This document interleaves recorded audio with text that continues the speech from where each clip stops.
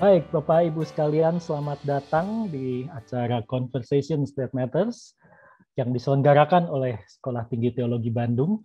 Hari ini, pagi hari ini atau siang hari ini untuk teman-teman Bapak Ibu yang ada di Indonesia Timur, ada 3 peneliti, gitu ya, 3 presenter yang akan membawakan hasil penelitiannya. Ada 1 penanggap juga.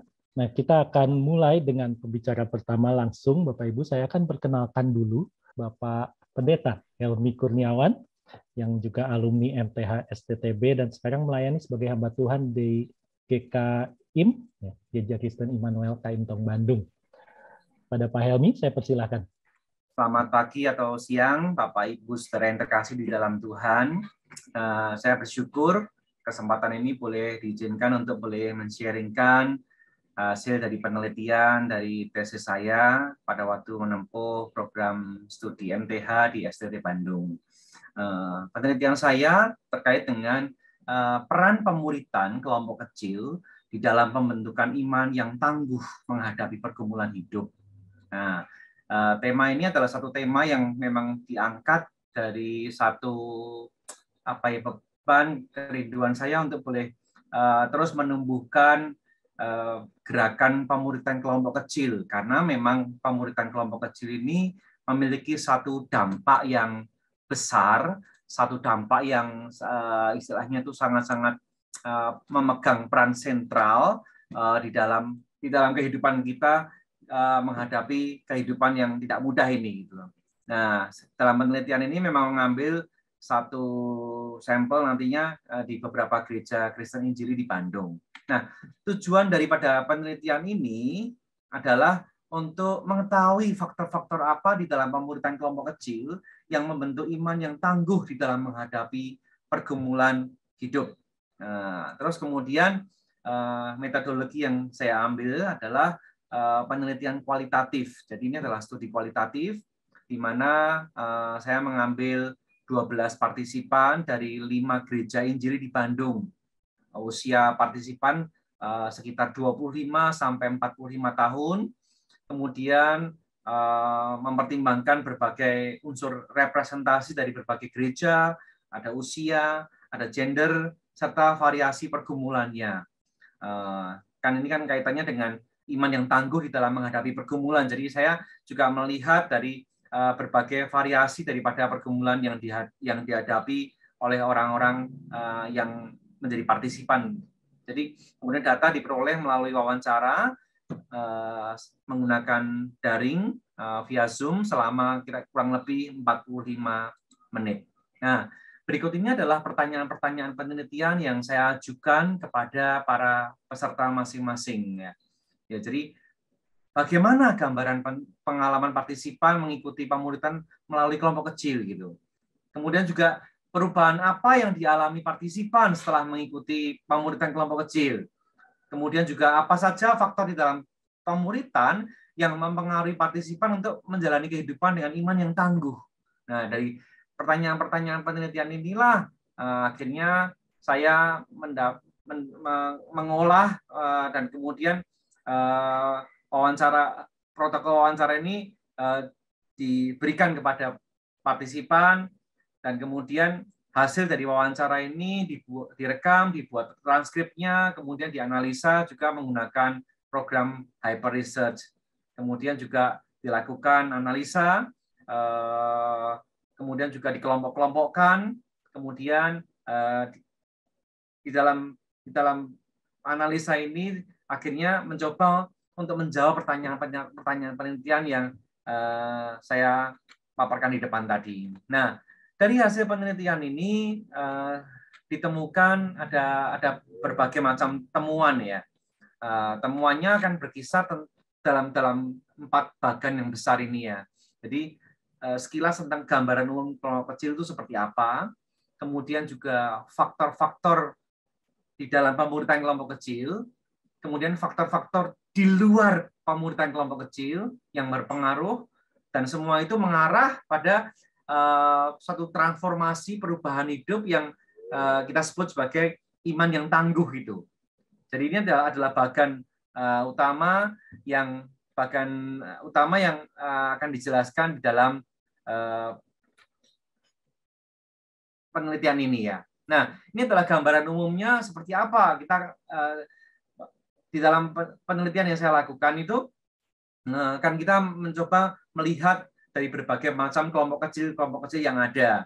Dari kita melihat mereka itu rata-rata memiliki frekuensi pertemuan itu partisipan tersebut itu rata-rata setiap minggu mereka melakukan.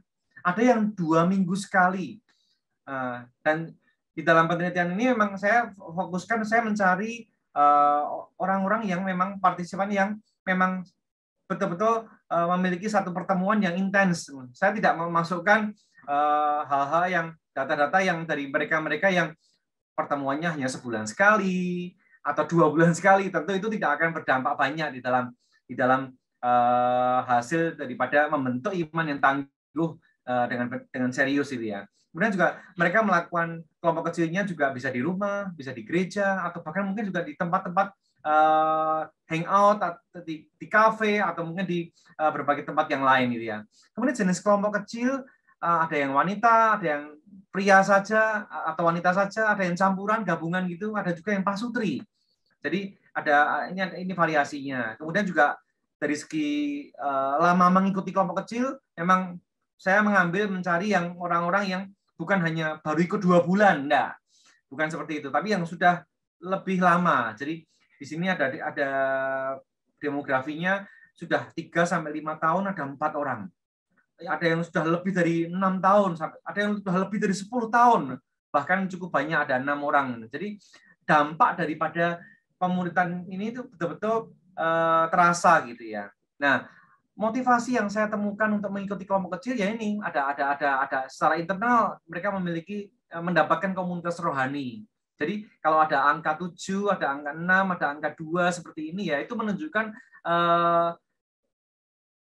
angka yang menunjukkan yang responden atau partisipan yang menyebutkan hal ini itu. Jadi angkanya adalah angka frekuensi yang disebutkan oleh partisipan dalam hal ini. Kemudian juga ada kecocokan dengan pemimpin, nah, itu juga sangat berpengaruh sebagai motivasi. Nah, motivasi eksternalnya adalah ya karena ini program gereja gitu. Karena ini saya waktu itu diarahkan sebagai bagian daripada program gereja, ya saya ikut. Pada awalnya sih mungkin ada sebagian yang terpaksa, tapi pada akhirnya mereka bisa betul-betul mengikutinya dengan merasakan manfaat yang luar biasa besar. Dan juga ada dorongan dari keluarga semacam itu. Nah, kemudian ini adalah iman yang tangguh sebagai perubahan hidup yang muncul setelah mereka mengikuti kelompok kecil. Nah, apa saja? Saya membaginya dalam 4 bagian besar ini. Mereka mengalami yang namanya kemajuan relasi dengan Tuhan. Ada juga mereka mengalami perubahan cara memandang hidup, cara memandang pergumulan, cara menghadapi permasalahan gitu. Nah, itu dalam kelompok yang nomor 2. Kelompok yang ketiga adalah mengalami kemajuan di dalam melakukan disiplin-disiplin rohani. Ini sangat-sangat penting sekali ya. Kemudian juga ada perubahan di dalam relasi sesama. Nah, kalau Bapak Ibu dan saudara-saudara melihat isi daripada masing-masing ini, saudara akan menemukan bagaimana mereka mengalami kemajuan relasi dengan Tuhan itu apa? Mereka makin dekat dengan Tuhan, makin memahami kebenaran. Dulu hanya tahu sekilas. Hanya sebelum ikut kelompok kecil mereka hanya ya asal aja, tapi ketika mereka mengikuti kelompok kecil ada interaksi dan berbagai macam mereka itu bisa betul-betul kontak dengan sesama orang yang mengalami pergumulan yang sama. Itu tuh mereka ternyata semakin memahami kebenaran dan bahkan mereka pun didorong untuk semangat melayani Tuhan. Itu kaitannya relasi dengan Tuhan itu ya. Nah, kelompok yang kedua adalah bagaimana mereka mengalami perubahan hidup. Mereka menghadapi pergumulan mereka seperti apa. Mereka juga melihatnya bahwa ternyata apa yang mereka hadapi di dalam kehidupan ini juga mereka itu lebih berusaha untuk memuliakan Allah gitu. Bahkan juga tidak hanya sekedar untuk mencari penerimaan diri, tidak mencari penerimaan dari orang lain, tapi mereka sudah memberikan kemuliaan kepada Tuhan. Itu cara memandang hidupnya. Kemudian juga kelompok yang berikutnya adalah ada satu disiplin-disiplin rohani yang ditumbuhkan di sana. Ada kemajuan. Ada yang mengalami pembacaan Alkitab dan berdoa yang makin maju. Bahkan ada responden yang menyebutkan bahwa saya setelah ikut kelompok kecil, saya bisa menyelesaikan seluruh Alkitab dari Kejadian sampai Wahyu. Wah, itu satu hal yang besar itu. Kemudian juga bisa makin melakukan firman Tuhan, karena memang di dalam kelompok kecil kita tahu ada yang namanya semacam proyek ketaatan yang membuat mereka didorong bukan hanya mendiskusikan firman Tuhan, tapi mereka juga menjadi pelaku firman Tuhan. Kemudian juga ada perubahan relasi di dalam sesama, menjadi saksi, lebih terbuka, lebih otentik, punya kepedulian, dan juga memuridkan orang lain. Sekali lagi, angka-angka di belakang itu menunjukkan seberapa sering topik ini tuh disebutkan dari 12 responden yang diteliti. Kemudian faktor-faktor pemuritan kelompok kecil di dalam kelompok kecil apa? Ini, saudara. Ternyata peran pemimpin itu sangat besar. Kalau saudara memperhatikan bagaimana kehadiran pemimpin, keteladanan pemimpin, penerimaan pemimpin, keterbukaan pemimpin, bimbingan pemimpin itu begitu banyak disebutkan. Terutama di sini, kalau di sini adalah kehadiran pemimpin itu luar biasa. Semua partisipan menyebutkan hal itu. Bahkan kalau kita melihat yang di sampingnya, rekan-rekan kelompok kecil, ternyata juga dukungan rekan itu juga sangat signifikan. Bahkan empati, kepedulian rekan itu juga sangat signifikan. Sharing di antara rekan-rekan di dalam kelompok kecil itu sangat-sangat mendukung. Jadi memang kelompok kecil ini kekuatannya ada di kekuatan komunitas ya. Jadi support system yang membuat seseorang itu bisa kuat menghadapi satu pergumulan yang itu tuh kuat sekali di sana, terbantu sekali di sana. Kemudian juga ada kehadiran rekan, penerimaan rekan muncul di sana, saudara. Nah, kemudian juga materi-materi kelompok kecil yang menolong apa? Itu lebih bersifat praktis ya. Sifat-sifat Allah, mungkin kasih Allah, pemeliharaan Allah, janji-janji Tuhan, ada konsep diri yang jelas, kemudian juga ada keluarga Kristen, topik tentang tokoh Alkitab, pengampunan, semacam itu muncul yang disebutkan oleh para responden di sana. Nah, ada juga selain di dalam pemuritan kelompok kecil, ada juga di luar itu yang mempengaruhi juga untuk membentuk iman yang tangguh. Apa itu? Ada pembinaan doktrinal. Nah, ini yang tadi mungkin terkait dengan seperti yang dibawakan di dalam sesi pertama tadi, ada katekisasi, semacam itu juga muncul di sana. Ada pelayanan, ada retreat, ada khotbah mimbar, bahkan mungkin terkait dengan hamba Tuhan, dia mengalami pertumbuhan karena relasi dengan hamba Tuhannya. Ada dorongan keluarga, media sosial, gitu, semacam itu.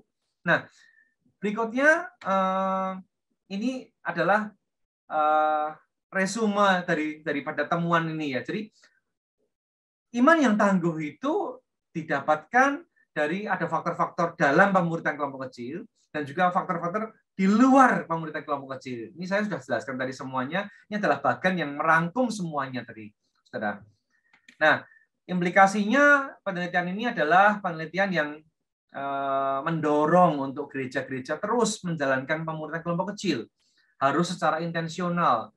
Jangan hanya sekedar pokoknya lagi tren ini kelompok kecil ada, ya kita ikut-ikutan lah. Tapi ya ala kadarnya, nggak boleh demikian. Tapi harus betul-betul serius menggarapnya secara intensional. Gereja juga perlu memberikan dukungan lebih pada pemimpin kelompok. Karena kita tahu dari penelitian tadi, pemimpin kelompok ini perannya cukup besar. Jadi pemimpin kelompok ini harus disupport, harus dibimbing, diberikan pembinaan, pelatihan ataupun dukungan terus untuk sehingga pemimpin kelompok ini menjadi pemimpin kelompok yang efektif, yang berjalan dengan baik.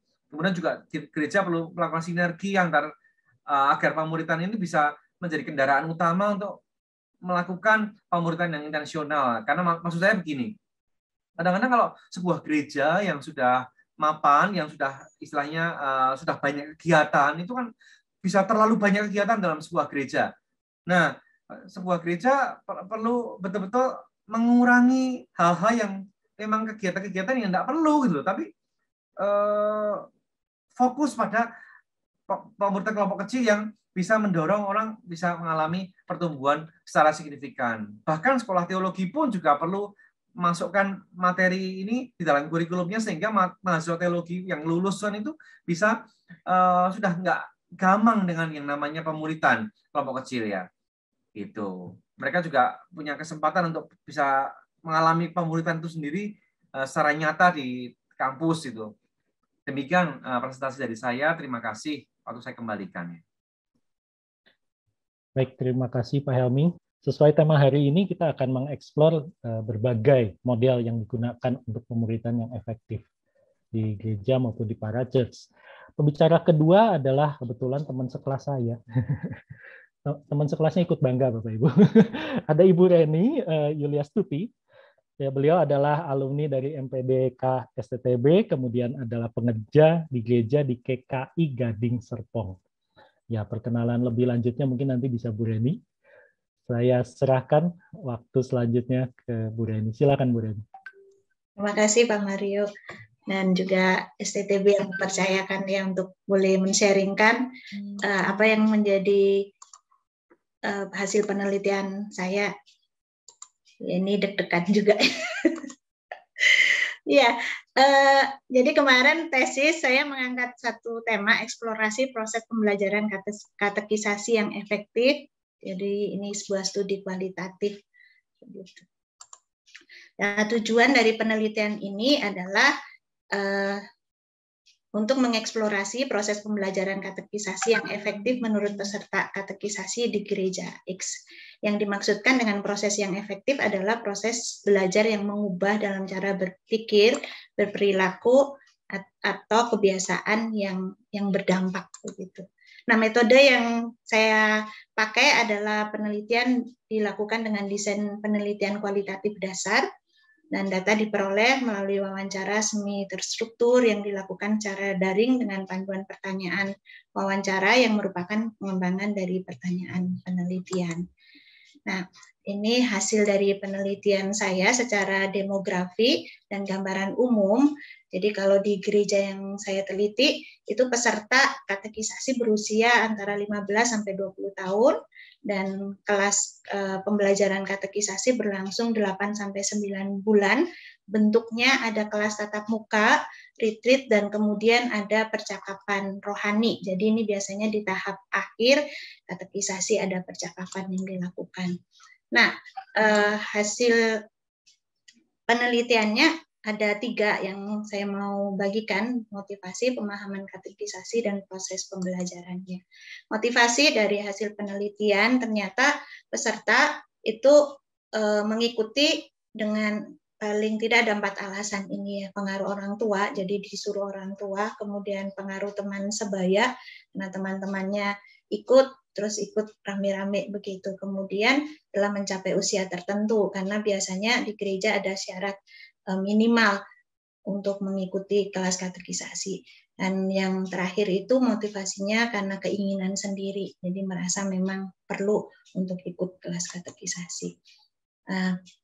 Ketika ditanya tentang pemahaman tujuan katekisasi, peserta penelitian itu menjawab, katekisasi itu merupakan kelas persiapan untuk menerima sakramen baptisan atau sidik pengakuan iman percaya. Kemudian mereka juga melihat ini sebagai satu sarana untuk mereka diberikan pengetahuan dasar. Jadi secara kognitif mereka diberikan pengetahuan dasar tentang iman Kristen. Dan juga ada yang menjawab bahwa melalui kelas katekisasi tujuannya itu untuk meneguhkan iman. Nah, kemudian dalam proses pembelajaran ada 4 hal yang saya soroti ya di dalam bagian ini hasilnya. Yang pertama nanti kita akan bahas materi. Jadi materi yang berdampak itu yang menurut peserta itu adalah yang paling diingat, yang relevan, dan juga yang penting bagi kehidupan. Nah, menarik di sini ternyata sejarah gereja itu juga bagi peserta itu sangat menarik begitu. Kemudian juga topik-topik doktrinal yang tapi mereka mengatakan itu harus dihubungkan dengan kehidupan sehari-hari begitu. Ya. Kemudian metode yang dipakai menurut peserta katekisasi mereka sangat menikmati metode yang variatif dan tidak searah begitu. Kemudian memakai bahasanya juga bahasa yang jangan yang terlalu teologis begitu ya, kata mereka, jadi mesti pakai bahasa sehari-hari, tidak apa-apa, materinya cukup berat tetapi disampaikan dengan bahasa sehari-hari. Dan juga yang menarik memang mereka ingin banyak diskusi, presentasi, tugas kelompok gitu ya. Jadi yang paling penting bagaimana mereka merasa dilibatkan itu, dan untuk menolong mereka memahami materi itu lebih dalam lagi. Sharing, presentasi tidak apa-apa juga mereka, ya, ceramah, bentuk ceramah bagi mereka itu juga penting karena banyak mereka juga belum terlalu paham untuk beberapa materi di dalam kelas katekisasi ini, tetapi dengan catatan disampaikan dalam bentuk yang menarik dan melibatkan, sekali lagi melibatkan penerapan di dalam kehidupan sehari-hari begitu. Nah, kemudian untuk dinamika kelas, jadi di dalam proses pembelajaran peserta katekisasi ini mengharapkan ada kreativitas dari pengajar, jadi tidak hanya melulu satu arah begitu, tetapi ada cara yang lain begitu ya. Jadi ada dinamika kelas yang hidup di sana. Kemudian juga ada bonding, relasi begitu, relasi baik itu pengajar dengan peserta ataupun antar peserta. Karena dengan adanya bonding itu mereka merasakan ya culture belajar yang lebih kondusif begitu. Kemudian dari sikap mereka mengatakan ya harus serius gitu ya, dan mesti ada persiapan begitu, dan kalau bisa karena ini kelasnya biasanya rangkaian begitu, tidak skip gitu ya di dalam materinya, tidak banyak skip di dalam materi pembelajaran mereka.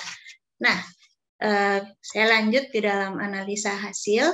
Jadi kalau sesuai judulnya eksplorasi pembelajaran yang berdampak, dari hasil penelitian yang saya lakukan itu dari garis besar materi itu ada hal-hal yang memang perlu kita perhatikan. Mereka mengatakan memang senang mendapatkan informasi gitu ya karena penting, tetapi berharap itu bukan hanya informasi, tapi ada transformasi. Berulang kali memang dikatakan yang relevan, yang berhubungan dengan hidup mereka, gitu, yang sesuai dengan pergumulan mereka. Dan memang walaupun sudah ada 3 bentuk tadi, peserta cenderung tuh merasa memang pasif gitu kan, kurang dilibatkan gitu, karena kadang seringkali mungkin lebih kepada memberikan informasi gitu. Jadi materi yang disampaikan mereka belum masih di tahap paham tapi belum tahu bagaimana menerapkannya. Kemudian kalau kita lihat dari tujuan katekisasi sendiri, itu dari gereja ini adalah untuk melaksanakan tugas panggilan sebagai orang Kristen secara utuh.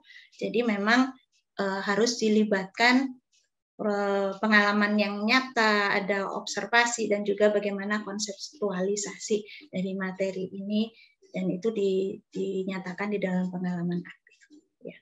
Kemudian metode secara ringkas, mereka memang dari hasil ini kelihatan mereka berharap metode yang dipakai itu aktif, kolaboratif, dan relevan. Jadi aktif melibatkan mereka, dari bagaimana mereka juga secara partisipatif dilibatkan, kemudian kolaboratif ya, jadi bukan hanya satu arah, mereka senang dengan diskusi, dengan ya bentuk-bentuk yang betul-betul juga memberikan ruang bagi mereka untuk berbicara begitu, dan relevan, jadi sesuai dengan pergumulan mereka. Jadi ini mereka rasakan di bentuk-bentuk yang seperti retreat, diskusi kelompok, sharing gitu. Nah, jadi memang melalui ini mereka mengungkapkan ya metode yang seperti inilah yang ingin dirasakan begitu. Dan penting juga mereka menyampaikan perlu ada teori, karena memang di dalam usia mereka yang rata-rata masih remaja begitu, masih muda, itu mereka perlu, jadi tidak hanya berangkat dari titik yang kosong begitu, tetapi ada kerangka berpikir yang itu menjadi landasan, tetapi itu harus dilanjutkan dengan proses critical thinking begitu. Dan mereka merasakan waktu satu bagian, kalau di gereja ini ada percakapan di akhir kelas katekisasi, itu menolong mereka untuk memikirkan kembali apa yang sudah mereka pelajari secara kritis gitu. Dan di sini juga diharapkan bahwa percakapan yang dilakukan, pertanyaan-pertanyaannya bukan hanya sekedar untuk melihat pemahaman kognitif begitu ya, tetapi bagaimana kehidupan iman mereka. Nah, kemudian yang ketiga, dinamika kelas. Jadi kreativitas pengajar sangat penting, dan juga diharapkan tuh ada bonding sehingga memang muncul iklim belajar yang sehat di sana. Dan dari sikap atau attitude, mereka merasakan bahwa ketika mereka mulai dari kesadaran diri sendiri, alasan mengikuti kelas ini adalah karena kemauan mereka, itu akan sangat menolong di dalam mengikuti pembelajaran di kelas katekisasi ini dengan lebih serius dan lebih sungguh-sungguh, dan mereka merasakan dampaknya juga secara pribadi. Ini hasil. Nah, kemudian ada aspirasi ya, bicara tentang tantangan yang mereka hadapi. Ternyata mereka menyadari ini penting, tetapi ketika ditanya ingin belajar lagi, ya mau belajar, tapi sebatas keinginan, karena mereka tidak mau kelas yang seintensif, pembelajaran yang seintensif kelas katekisasi begitu. Dan semakin lama dari selang mereka menyelesaikan pembelajaran ini, itu keinginan itu semakin luntur begitu. Nah, mereka mengusulkan perlu dukungan gitu untuk menjaga ke komitmen mereka, keinginan itu dari komunitas, baik itu gereja. Mereka rindu mempunyai gereja yang ramah, yang juga support terhadap pertumbuhan iman mereka, dan juga dilanjutkan dengan komunitas di dalam kelompok yang lebih kecil. Kemudian mengusulkan juga ada program-program khusus dari gereja yang bisa menolong mereka untuk terus mengingatkan komitmen mereka. Dan ternyata juga mereka merasakan penting membicarakan iman mereka itu di tengah-tengah keluarga. Jadi pembelajaran tidak hanya di kelas, tetapi itu juga jadi bahan percakapan di tengah-tengah keluarga mereka. Ya, ini hasil yang didapat. Kemudian kesimpulannya, jadi menurut peserta katekisasi, pendekatan pembelajaran yang efektif adalah pendekatan pembelajaran yang interaktif, kolaboratif, dan partisipatif. Kemudian pemilihan topik yang relevan dan penting bagi kehidupan Kristiani. Kemudian adanya dinamika kelas yang kondusif dan dilandasi motivasi intrinsik yang kuat. Dan rekomendasinya dari hasil penelitian ini, yang pertama dari peserta, ya memastikan peserta ikut karena keinginan sendiri. Ini mungkin nanti bisa dipikirkan caranya bagaimana supaya paling tidak dari kesadaran mereka. Kemudian untuk pengajar dan perancang, ya diusulkan pembelajaran yang holistik, bukan hanya sekedar memberi informasi. Kemudian ada isu pembagian kategori usia, karena rentang peserta yang kadang-kadang cukup luas itu sangat ternyata juga menjadi kendala gitu. Kemudian ada buku pedoman dan dilakukan evaluasi secara berkala ya dari pembelajaran ini. Kemudian bagi gereja dan keluarga, gereja diharapkan bisa memberikan pelatihan bagi orang tua, keluarga juga, dan juga menyediakan tuntunan untuk bagaimana orang tua bisa menjadikan pembelajaran ini menjadi bagian percakapan di tengah-tengah keluarga mereka, dan juga memberi ruang untuk dialog begitu, untuk percakapan dengan peserta begitu ya. Dan kemudian untuk pemimpin gereja, pengambil kebijakan, diharapkan juga dapat memberikan ruang dan dukungan dalam dana maupun kesempatan belajar. Jadi mungkin nanti pembelajarannya ya memang pasti lebih repot begitu, tetapi bukan hanya fokus di pembelajaran di kelas saja begitu, terbuka di dalam bentuk-bentuk pembelajaran yang lain. Ini yang bisa saya sampaikan dari hasil penelitian saya. Terima kasih. Baik, terima kasih Bu Reni. Bapak Ibu sekalian, kalau kita lihat di presentasi pertama tentang kelompok kecil, jadi di presentasi kedua kelas katekisasi, di presentasi ketiga ada Mr. Daniel Yao yang akan membawakan materinya. Jadi hasil penelitian Mr. Daniel Yao ini lebih sempit lagi skopnya Bapak Ibu. Jadi ke one-on-one nih, pelayanan pemuritan perorangan. Mr. Daniel Yao adalah alumni MPDK STTB, asalnya dari Hong Kong, tapi saat ini tinggal di Kuala Lumpur, Malaysia. Kemudian beliau ini telah belajar dan terlibat dalam pemuritan perorangan one-on-one ini selama lebih dari 45 tahun, Bapak Ibu. Jadi luar biasa sekali pengalamannya. Nah, Mr. Daniel Yao akan membawakan presentasinya ini dalam bahasa Inggris, Bapak Ibu. Baik, selanjutnya kita akan dengarkan Mr. Daniel Yao. Mr. Daniel? Yes, terima kasih banyak, saudara-saudara. Okay. I would like to thank Dr. Sutrisna to guide me through this exercise of research, looking into the factors that considered to be effective in helping those who would like to make disciples. The disciple-making terminology has been widely used in Christian and church contexts, as it was Jesus' last command gave to his disciples. He said in Matthew 28, go and make disciples in all nations. And since then, some of the presenters, maybe if I remember correctly, Ibu Reni quote Mr. John, Dr. John Stott. His last word says, the purpose of the church today now is to glorify God and through making disciples to make Jesus known.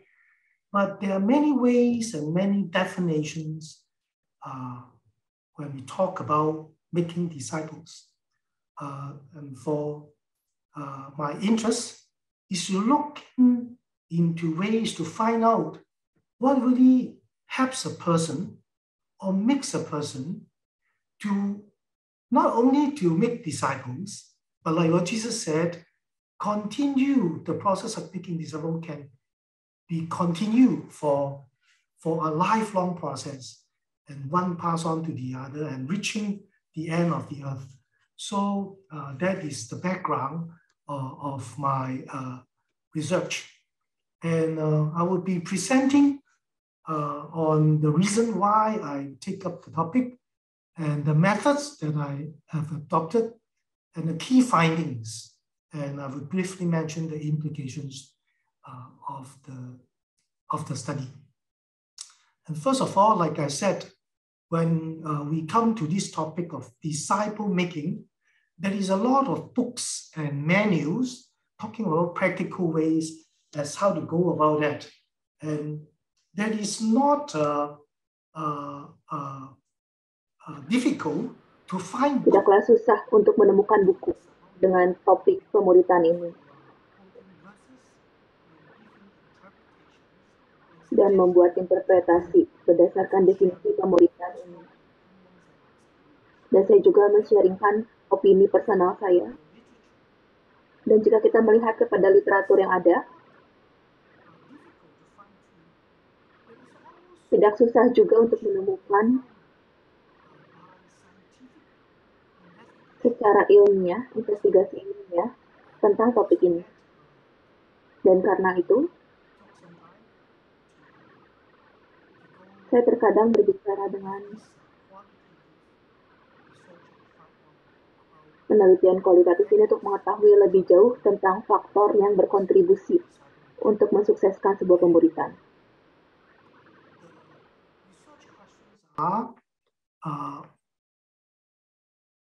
What would be the people who are doing disciple making considered helpful for them to learn and to practice? When they learn how to help others, what would be of importance in producing a significant change in their lives so that they can continue doing disciple making. And finally, what are the factors they considered contribute to them making disciples effectively? These are the basic research questions that I decided to find out. And as mentioned earlier, the investigations was a qualitative approach in nature, and the method was adopted was the phenomenological approach. And because of that, purposive sampling was adopted too. And basically the research process were applied through in-depth personal interviews. I have included 12 subjects into this investigation. And of the 12 subjects, there were 1/3 female and 2/3 male. The 12 subject comes from 3 different Asian cities, namely Hong Kong, Indonesia, and Singapore. So 4 comes from Hong Kong, 4 comes from Singapore, and 4 comes from Indonesia. And as you can see from the demographic data here, the informants, the subjects that were included in the study, relatively mature adults. You look at the age, I think the youngest of them was, I think it was 47 years old. That was the youngest. And the oldest ones was at his age of 72 and quite mature. And the reason why is that their experience in practicing personal disciple making for a long time. We can see the longest time among the subjects was 49 years. Imagine if they start doing that at the year of 20, now they are almost 70 years old. And if the youngest one, 25 years, they are now at the age of nearly 50 years old. So they are relatively people who have been consistently doing personal disciple making for a long time. And then at the time of the interview, they were still actively practicing personal disciple making. So you can see the numbers of people they are discipling at the right-hand side column. Now, because of that, we can see that experience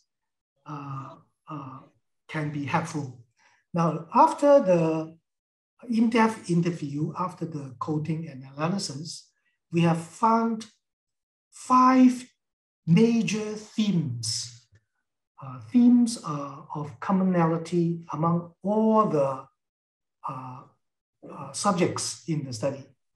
These 5 key themes were: number 1, generational perspective; number 2, intentionality; number 3, Bible-based or Bible truth, Bible; number 4, love and care; and number 5, life example. Now, from these 5 key themes, I have identified another 5 sub-themes which link to the key themes. And they were being pursued, being traced, consistent and regular association, close personal relationships, holistic, and living situational. Now, let me briefly go through these 5 key themes with you. The first major theme is generational perspective, by which means these subjects included in the study, all of them were being discipled by a mentor or by more than one mentor. And in their experience, they felt that their mentor or mentors, when they were being disciples, their mentors helped them with a perspective, with many generations, not just to help them, but to help them so that they can help others.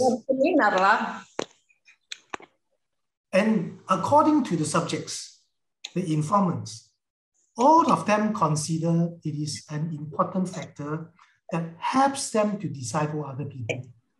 One of the subjects mentioned, it is the most beneficial way that mentors have. So this is one important finding in the data. And because of that, I think all the subjects in this study express that such a quality or perspective of their mentors had influenced them significantly in their desire and determination to help other people in terms of disciple making. Now, the other key theme is intentionality. Intentionality means it's not by convenience.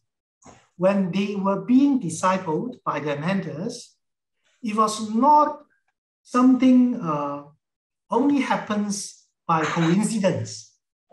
All of their experience showed that they were helped with a purpose, with an intention. So there are many descriptions from their data collected during the interview. The words that they use, like, my mentors were intentional, he was committed to me, committed to my growth. My mentor have a plan because before he came to see me, or before he came to meet me, he would write down what he wants to do with me. And description like that shows the mentor was not doing something in a very careless manner, but very careful, with intention, with a goal in mind. Now, along with that, there are some sub-themes under this intentionality. Because of the factor of this intentionality, all the subjects felt, most of the subjects, not all, they were being chased, like a little child being looked after by a teacher or by a parent. So they use descriptors like, my mentor come to me, my mentor would not give up on me, they would keep going, they chase me, and they would come after me, and they would come to where I'm staying. They come to me very often, and they will wait for me. So these are the descriptions that reflected their experience when they were being discipled, and that summarized in the idea of being purchased. Another sub-theme is consistent and regular associations. Now, this is the expressions that was quite common during the interview.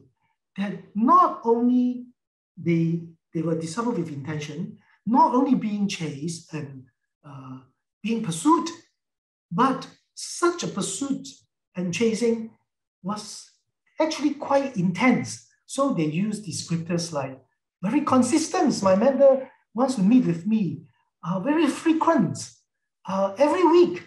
And we always meet, very regular, constantly, at least once a week.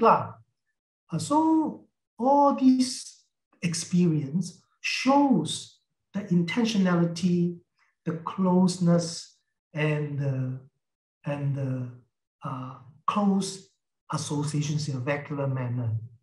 Now, I have talked about two themes. Now I'm going to talk about the third major theme, that is Bible-based, or Bible as truth was very important.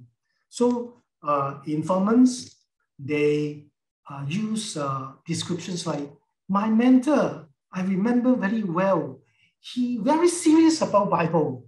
He always center what he thinks, what he does with Bible. He always teaches with Bible. He wants us to memorize Bible. He is a man of God. He or she believes in the word. Our conversation a lot based on the Bible. We must go back to the Bible. So Bible can be considered as the content and the process in the whole of the disciple-making process. And then as far as how they were being discipled with Bible in mind, they explain their experience of the various kind of activities, like you can say in these PowerPoints. Now, coming to the fourth key themes, it is a very special theme in my interview experience. The reason is that during this part of the interview, when they talk about love and care, some of the informants, when they express their experience, they became very emotional. And this part of their sharing took quite a long time. They describe how they get together with the mentor and in what circumstances, because they have been discipled many years and they're discipling others many years. So when they were asked about what was important, all this memory and experience came to mind, and they can tell the details very vividly, like just happened yesterday. And because it is so relational and emotional, it was one of a very key theme across all the subjects that I've interviewed. And one of the informants said, relationship with their mentors was very important and helpful in their own spiritual growth. And because of this key theme, I also identify sub-themes, and one of them is called close personal relationship. Now, just now we talked about the intensity and the regularity of association, because a mentor meets with them so frequently and so regularly, and naturally they become and develop a very close bonding. I think bonding was in Ms. Rennie's presentation also. And I also find it in my previous speaker. The small group, Bible study groups, also makes the relationship very tight. And these are the words that you can see that they mention when they talk about the effect of love and care with their members, also with their peers. And there are different types of relationship as the staging of the discipling or mentoring process go along. Now, some of the words actually tells what it was.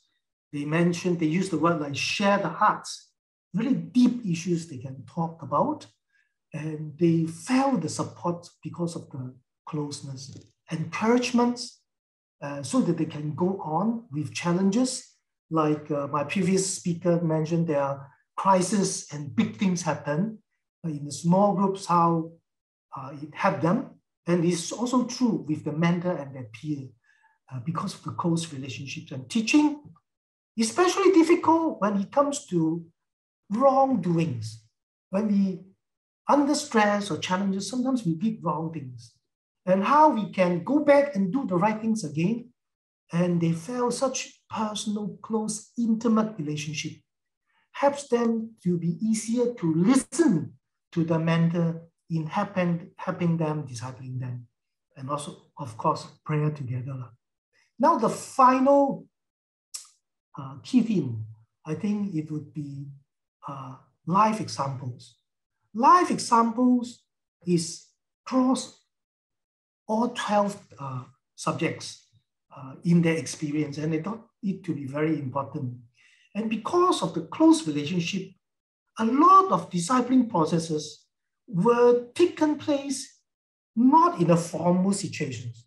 Imagine how can two persons meet always in a formal situations. It can be very tough and very boring, but a lot of time, the group time or one-to-one meeting time took place in everyday life, in a casual, informal context, so that the mentees can see and can observe. And they describe it as model I can learn, examples I can copy. The modeling effect, that's are the things they see. I can see, I observe. So like a little child,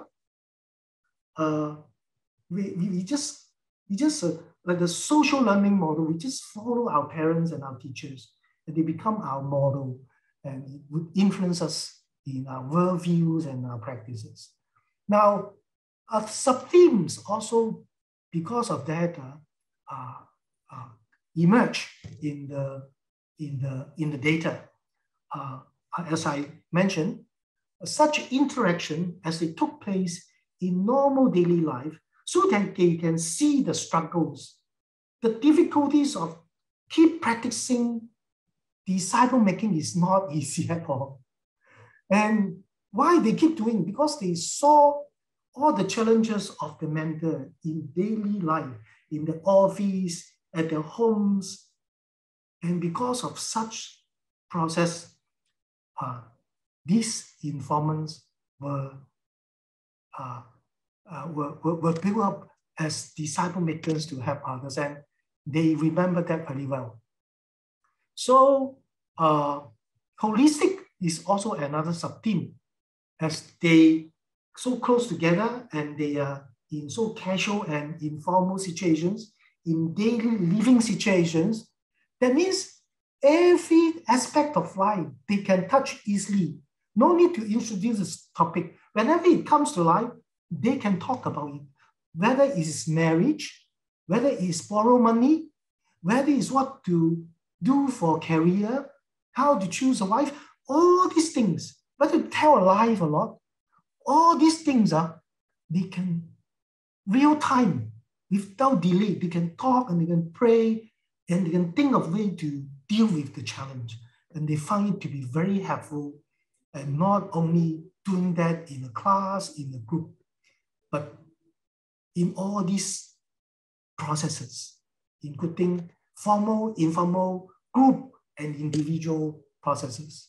So to put all this together, it seems that there were two important factors, which is like a quality of the mentor that can contribute to a disciple who can continue to make disciple. One is the perspective, and one is intention.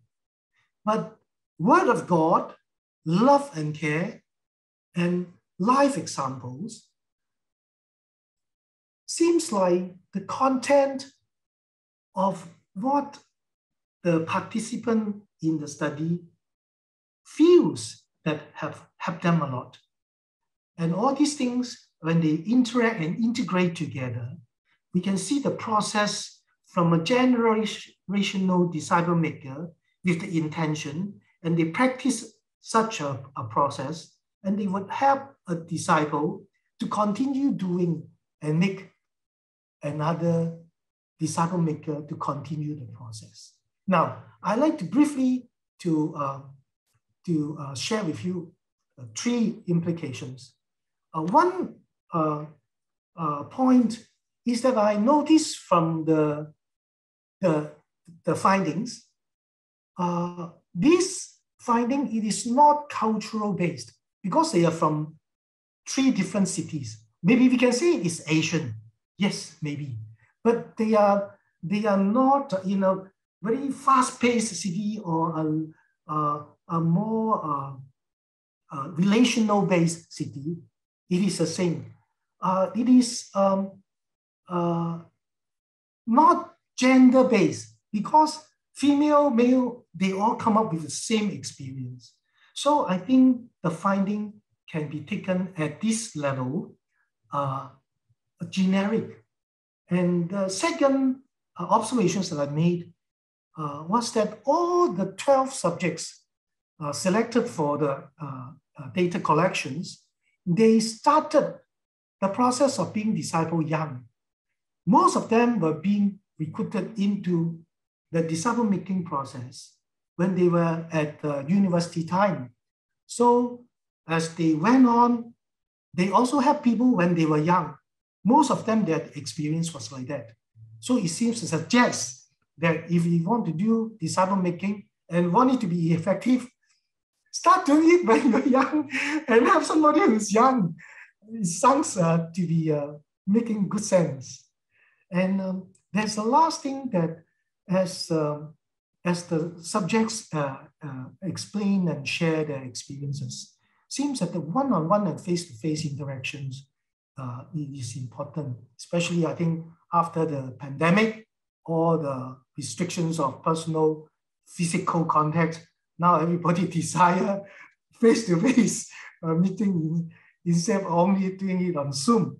So this is not only their experience, but in another large study in the US called related to the topic, they also find, especially the millennials, they really like and enjoy one-to-one and more personal approach in this digital informative era. So with this, I would like to end my presentations. And once again, I'm very grateful to all those people who have a great part helping me to learn and understand disciple making. Thank you very much. I would welcome your comments and questions.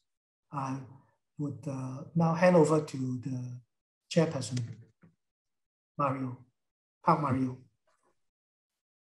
Oke, thank you Mr. Daniel.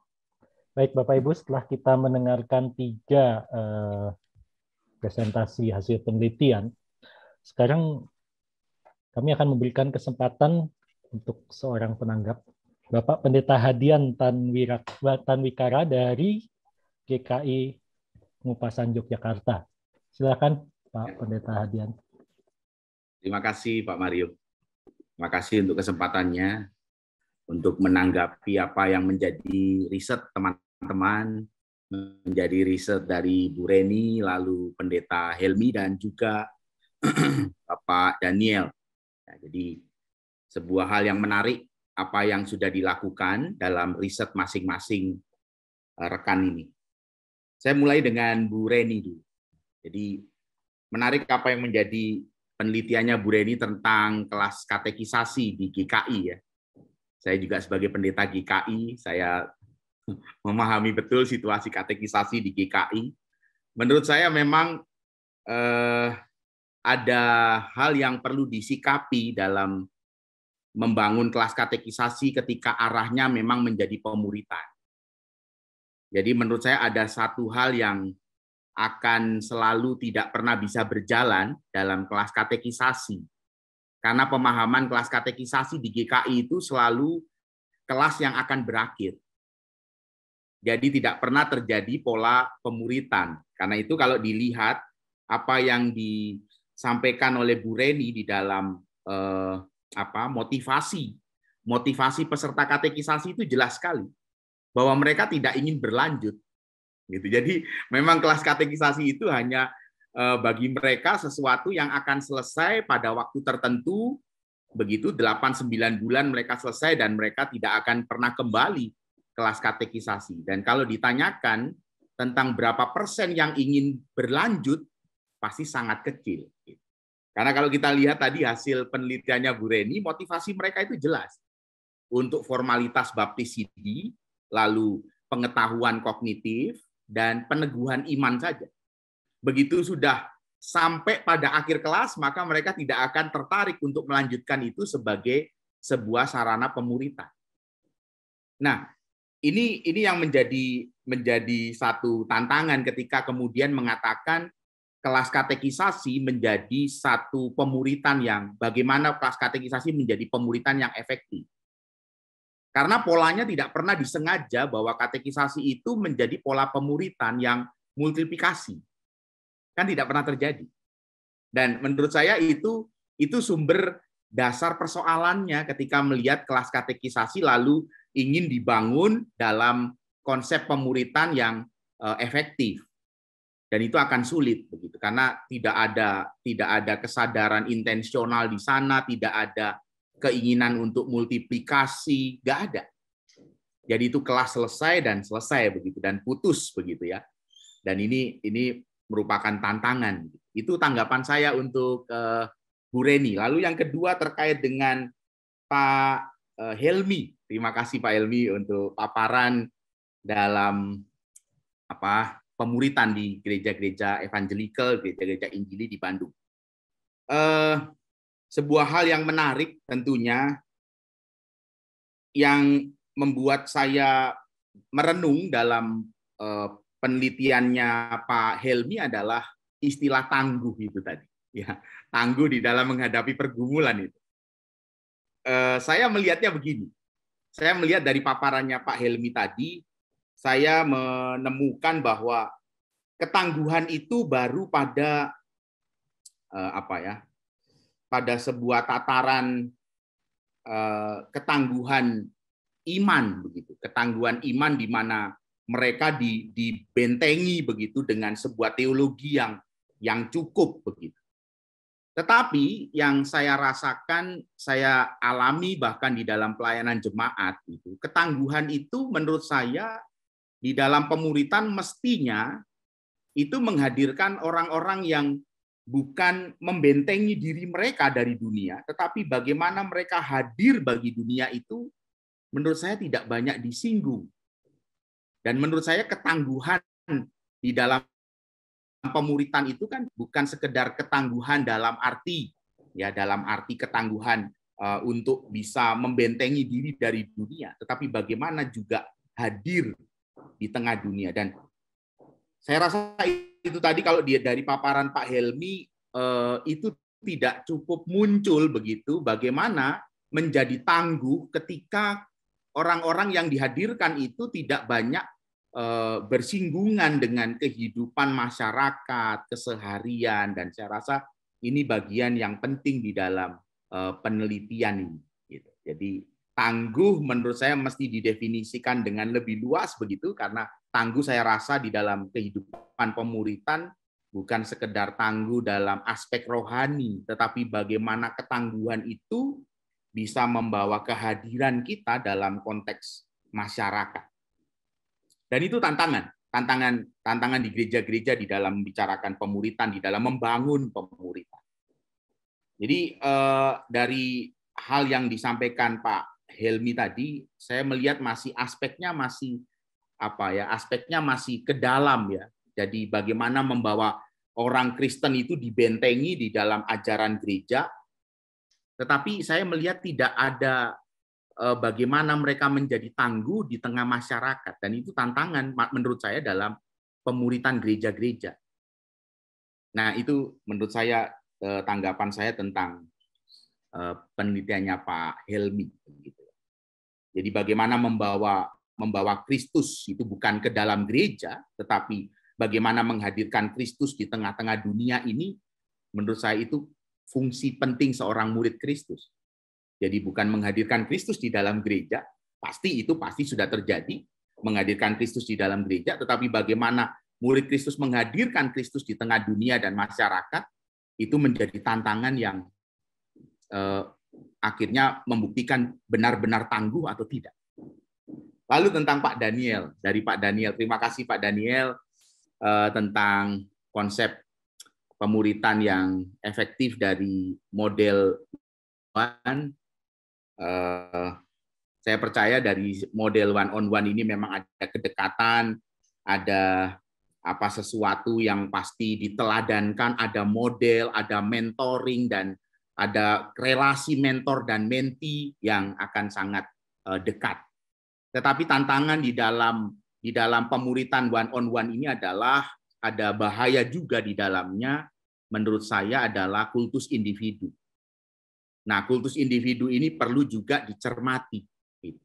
Ketika one on one begitu sangat dekat dan relasi itu begitu terbangun dengan sangat intim, ya, ada juga bahaya yang akan terjadi begitu. Ketika tidak disadari itu, lalu menjadi kultus individu. Dan menurut saya ini mengganggu pola pemuritan, sehingga pemuritan itu menjadi tidak efektif gitu, karena terjadi kultus individu. Nah, ini tanggapan saya terkait materi yang sudah dipaparkan rekan-rekan di dalam risetnya. Terima kasih Pak Mario. Ya, terima kasih Pak Hadian untuk tanggapannya. Bapak Ibu, kita akan masuk ke sesi tanya jawab. Saya akan mulai dengan pertanyaan untuk Bu Reni terlebih dahulu. Bu Reni, ini ada 2 pertanyaan dari Ibu Dwi dan Ibu Sylvia yang serupa, begitu ya. Jadi yang ditanyakan adalah pendekatan atau teori yang digunakan untuk penelitian Ibu Reni, kemudian analisisnya terkait dengan hasil penelitian apa gitu, Bu Reni. Silakan Bu Reni. Baik, terima kasih.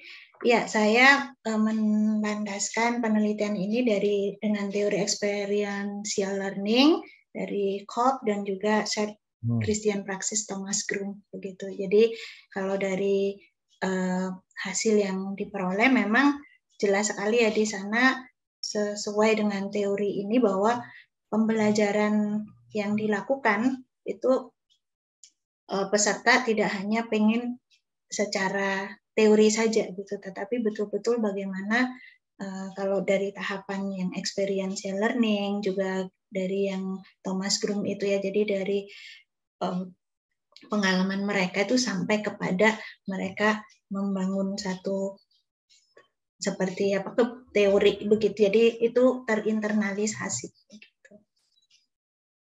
Mungkin begitu singkatnya. Ya, terkait dengan hasil penelitiannya, apakah analisis dari teori tadi bisa disampaikan, Bu Reni? Oh iya, jadi kalau dari hasil penelitiannya memang kan di sana berulang kali nampak begitu ya. Jadi bagaimana mereka ingin yang metode pembelajaran yang interaktif, kolaboratif, gitu, partisipatif, relevan, aplikatif, dan juga ada satu pendekatan yang secara utuh, holistik begitu. Jadi bukan hanya satu aspek secara kognitif, tetapi betul-betul memang mereka ingin ini satu yang terinternalisasi gitu. Jadi kemudian dalam kalau dilihat dari apa yang sudah dilakukan, memang tadi saya sudah sampaikan, memang peserta merasa masih banyak pasif gitu. Jadi mereka ingin ada lebih banyak dilibatkan begitu, dan berangkat juga dari pengalaman mereka gitu, yang itu muncul dari beberapa kali disampaikan itu ya isu-isu yang penting di dalam kehidupan mereka yang sesuai dengan pergumulan mereka. Gitu. Iya. Baik, Bu Reni, ini nyambung ke pertanyaan berikutnya berarti dari Pak Victor ini. Ada usulan praktis bagi gereja sehingga bisa mewujudkan katekisasi yang lebih baik. Nah, ini mungkin sesuai dengan harapan-harapan peserta tadi, Bu Reni. Silakan. Ya, yang pasti sih mungkin pertama itu gereja harus berani mengevaluasi gitu ya. Jadi kalau mungkin tadi Pak Pendeta Hadian sampaikan, ini satu hal yang rutin dilakukan di latar belakang gereja kami begitu. Nah, kadang-kadang ya jadi satu kebiasaan yang selalu berlalu gitu. Tetapi hal yang pertama memang kita harus berani mengevaluasi apa sih yang selama ini kita sudah kerjakan sampai di mana. Kemudian yang kedua juga bagi pengajar dan juga perancang, kita mesti berani untuk mungkin memberikan pelatihan-pelatihan juga gitu ya bagi pengajarnya, bagi para perancangnya, dan terbuka gitu. Jadi betul-betul konsep pembelajarannya bukan hanya yang di kelas, terbatas di kelas, tetapi mungkin dengan bentuk pembelajaran yang lain, misalnya dengan kita studi kasus atau kita observasi kemana, begitu. Jadi lebih terbuka seperti itu. Dan kalau tadi menyambung dengan apa yang sudah ditanggapi oleh Pendeta Hadian juga, mungkin untuk pemuritan yang karena memang ada jangka waktu gitu, jangka waktu ini bisa dilanjutkan. Tadi sesuai dengan juga hasil research-nya kan ada yang pengen ada komunitas yang mendukung, jadi mungkin nggak dibawa di yang katekisasinya, tetapi ini menjadi follow up bagi bagian yang tentang pemuritan yang khusus menangani pemuritan mungkin di dalam konsep kelompok kecil di gereja itu. Dan bisa juga dengan selanjutnya diberikan mentor gitu. Jadi bukan hanya pengajar, karena kadang-kadang mungkin jumlah kelasnya memang besar. Jadi kalau satu angkatan, kalau di gereja yang saya teliti itu memang bisa sampai hampir 100 orang begitu. Jadi bisa diberikan mentor-mentor yang peserta itu boleh merasakan bonding yang lebih dekat begitu selama pembelajaran katekisasi ini. Ya, terima kasih Bu Reni. Tadi Pak Hadian juga sempat menyampaikan kan peserta paradigmanya adalah kelas katekisasi itu kayak badai ya, pasti berlalu gitu ya. Nah, ini ada satu, mungkin ini lebih tepat usulan dibanding pertanyaan gitu ya dari Pak Yohan, Bu Reni. Apakah memungkinkan bila format kelas katekisasi itu dalam bentuk kelompok kecil atau KTB? Menurut Ibu bagaimana nih Bu Reni? Iya, kalau dari kelas katekisasi sendiri kan ada jangka waktunya ya. Jadi mungkin memang tidak tadi Pak Mario juga bilang badai pasti berlalu.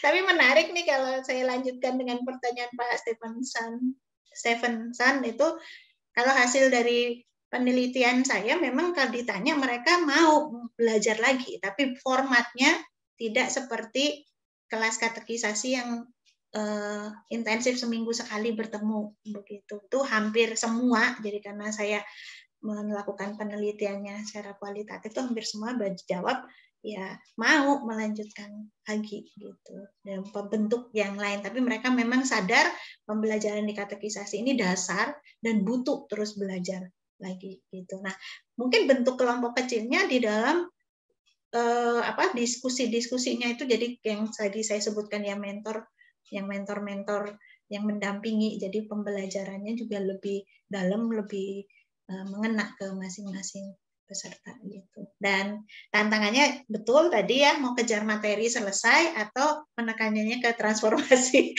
karena ada target materi-materi apa saja yang harus disampaikan gitu. Tetapi kalau balik ke tujuannya kan memang kalau di dalam tata laksana ini bilang untuk setiap peserta itu bisa melaksanakan tugas dan panggilan hidup dalam kehidupan secara utuh. Jadi kita mesti menyadari bahwa katekisasi ini juga satu bagian kecil yang kita nggak bisa selesaikan semua di sana gitu. Jadi sekali lagi dukungan komunitas gereja secara lebih besar di dalam tahapan pembinaan iman yang lain itu juga perlu dipikirkan. Ya, terima kasih Bu Reni. Puji Tuhan ya, peserta katekisasi masih mau ya ada follow up dari kelas katekisasi tersebut ya. Kalau benar-benar pengen segera berlalu itu, wah itu yang gawat. Baik, saya akan beranjak ke pertanyaan-pertanyaan untuk Pak Helmi. Pak Helmi, pertanyaan pertama ini datang dari Ibu Dwi. Ini tadi juga sempat dibahas oleh Pak Hadian begitu ya. Jadi di dalam penelitian Bapak, apa yang dimaksud atau kategori iman yang tangguh itu yang seperti apa, Pak Helmi? Baik. Di dalam penelitian saya, yang dimaksudkan dengan penelitian, maksud saya iman yang tangguh itu adalah begini. Jadi seseorang yang memiliki kemampuan untuk bertahan, untuk melewati pergumulan-pergumulan hidupnya di dalam keteguhan imannya kepada Tuhan dan mengandalkan hikmat Tuhan gitu. Jadi, tapi ya memang ini tampaknya memang sepertinya seperti apa ya, defense aja, nggak ada aktifnya gitu, seperti yang ditanggapi oleh Pak Hadian tadi ya. Jadi, namun sebetulnya di dalam penelitian itu sebetulnya bukan hanya sekedar hanya membentengi diri saja sebetulnya. Memang saya sengaja memang mencari orang-orang yang partisipan ini adalah orang-orang yang sudah mengikuti kelompok kecil, tetapi mereka juga harus, istilahnya saya cari orang-orang yang memiliki pergumulan itu loh. Pergumulan itu apa? Pergumulan itu adalah berbagai macam. Saya ada mendaftarkan, ada orang yang ditinggal suaminya, ada yang ditinggal mati papanya kan pada waktu dia masih kecil, kemudian juga ada yang ditinggalkan oleh mamanya. Dia adalah seorang yang single parent, kemudian mamanya yang satu-satunya ini adalah meninggal gitu. Jadi ada juga pergumulan ekonomi, ada juga masalah-masalah personal, masalah pribadi, relasi dan sebagainya. Nah, itu tuh menjadi satu hal yang salah satu tolak ukur untuk saya memilih orang yang tepat untuk. Nah, tapi ketika mereka bersama itu, setelah mereka mengikuti kelompok kecil, mereka itu di dalam mereka menghadapi pergumulan ini, itu mereka tuh sanggup mampu berubah cara berpikir mereka. Bahkan mereka pun yang tadinya hanya self-centered ke diri mereka, mereka justru malah keluar menjadi berkat, bersaksi, membagikan kepada sesama kebaikan-kebaikan kasih Tuhan. Bahkan di dalam penelitian yang saya dapatkan, saya juga menemukan ada orang-orang yang itu tuh mau membuka diri untuk boleh menolong sesama pada waktu kondisi pandemi kemarin itu. Jadi mereka berbagi. Mereka tuh bukan orang kaya, tetapi ketika mereka sudah mengalami kasih Tuhan, mereka justru malah berbagi, mengumpulkan dana, mengumpulkan makanan, mereka berbagi kepada orang-orang yang membutuhkan dalam kondisi pandemi ini. Jadi bisa semacam itu sebetulnya. Tidak mesti harus dalam pemikiran iman yang tangguh ini hanya defensif ataupun terbatasi, terbelenggu hanya membentengi diri, enggak seperti itu. Justru ditemukan ada sosok-sosok orang-orang yang justru dia mampu menjadi berkat, hadir di masyarakat dan dia menjadi berkat semacam itu. Ya, terima mungkin kasih, itu dulu ya. Yang ini. Jadi memang waktu memilih responden juga memang dinilai dari mereka-mereka yang sudah pernah melewati pergumulan-pergumulan itu ya, Pak Helmi. Betul. Ya. Baik. Pertanyaan berikutnya ini dari Pak Victor, Pak Helmi. Apakah ada teori tertentu yang Bapak gunakan untuk penelitian ini, teori dasarnya? Ya. Salah satu teori yang saya gunakan adalah dari bukunya Faith for Exiles, dia Kinnaman dan Matlock yang dia memaparkan begini, yang untuk membentuk seorang murid yang tangguh, itu dia mengatakan harus punya pengalaman intimasi dengan Yesus. Perlu mengembangkan kemampuan membedakan budaya sesuai dengan otoritas Alkitab, dan juga membangun relasi yang bermakna atau building meaningful relationship. Dan ini ternyata teori ini pada waktu teruji dalam penelitian ini, saya juga ternyata mendapatkan satu hal yang misalnya terbukti gitu ya, karena saya menemukan adanya orang-orang yang tangguh itu adalah ternyata mereka makin mengalami kedekatan dengan Yesus. Mereka mengalami aspek perubahan hidup setelah ikut kelompok kecil, di mana mereka makin dekat. Tadi yang saya paparkan dalam bagan saya itu, mereka makin lebih berdoa, bergantung pada Tuhan, kemudian juga lebih membaca Alkitab, dan dengan dia membaca Alkitab, maka dia tahu kebenaran, maka dia bisa discernment, memisahkan, memilah-milah mana yang harus dia lakukan, mana yang tidak boleh dia lakukan, mana yang memberikan hikmat dia untuk bisa mengambil keputusan di dalam pergumulan yang sulit itu. Nah, itu yang ternyata saya menemukan cocok sekali, bahwa itu terbukti dari hasil penelitian ini mendukung hal itu. Kemudian juga saya juga melihat ketangguhan iman orang Kristen itu harus punya yang namanya support system ataupun building relationship yang kuat gitu ya. Nah, itu tuh betul, karena memang di dalam kelompok kecil itulah maka seseorang itu mengalami yang namanya ada support system yang kuat, yang menopang loh. Ketika orang hanya sekedar hadir di gereja sendirian, tidak punya kelompok kecil, itu beda dengan orang yang mempunyai kelompok kecil, karena dia ada support sistemnya, ada yang saling menjaga, ada yang saling memperhatikan, ada yang saling, dia diperhatikan oleh pemimpin kelompok, dia diperhatikan juga oleh rekan-rekan sekelompoknya, dan itu menjadi satu hal yang sangat kuat sekali. Orang berdiri sendiri mudah jatuh, tapi ketika ada orang yang di sampingnya yang memberikan support, itu jauh lebih kuat. Jadi terbukti lewat penelitian ini bahwa yang dipaparkan oleh Kinaman dan Matlock itu terbukti gitu, semacam itu. Ya, baik Pak Helmi, ini nyambung kayaknya dengan pertanyaan dari Ibu Francisca Kriswandani. Jadi tadi kita ngomong support system itu ya, Bapak ngomong support system di kelompok kecil itu. Nah, ini pertanyaannya adalah menurut Bapak bagaimana supaya anggota kelompok pemuridan itu bisa saling aktif, saling memiliki punya bonding yang baik begitu ya. Ada kiat-kiat mungkin Pak Helmi? Ya, di dalam pemerintahan kelompok kecil yang hanya sekitar 4-6 orang ya. Memang sih ada bervariasi. Saya sedikit nyambung juga ke pertanyaan kira-kira dari pemerintahan kelompok kecil dari kelima gereja Injili yang disurvei ini apakah sama ya? Memang pengertian kelompok kecilnya memang secara general sama, mirip, tapi memang ada berbagai perbedaan-perbedaan kecil gitu. Jadi kelompok kecilnya memang di kisaran mungkin saya perkirakan ada 4-10 orang kira-kira.